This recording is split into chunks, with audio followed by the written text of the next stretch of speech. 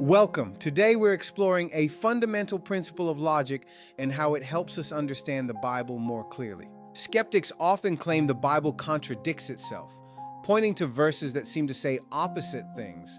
But is it a contradiction or a logical fallacy of context? Take this viral post, for example.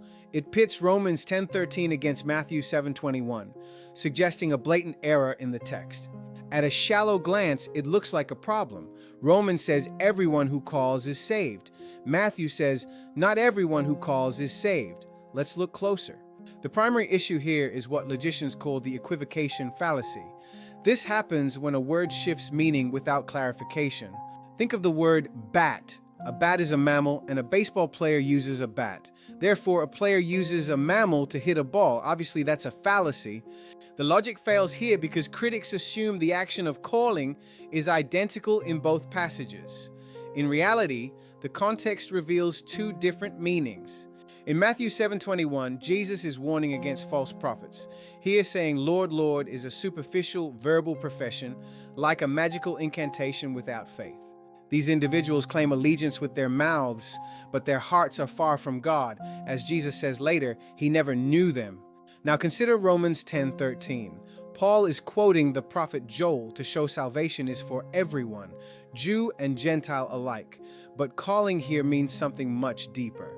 In the original Greek and Hebrew context, to call on the name means to throw oneself entirely on the mercy of God. It's an inward surrender of the heart. One is a superficial claim, the other is a transformed life. They don't contradict, they describe two entirely different heart conditions.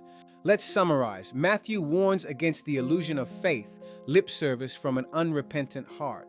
Romans describes the heart of true saving faith.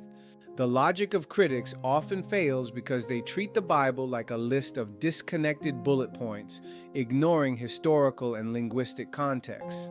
When read in context, these verses aren't at war. They complement each other, providing a full picture of what it means to truly follow the Lord. Don't be discouraged by surface-level discrepancies. Logic and context are your best tools for discovering the deep consistency of the Word. Remember, equivocation shifts meaning. Context restores it. True calling always involves the heart, not just the lips. Thanks for joining us today at Bus Stop Street Ministry. Keep seeking the truth and always read in context. God bless. Visit our website for more resources on biblical apology and street ministry. We go where error goes.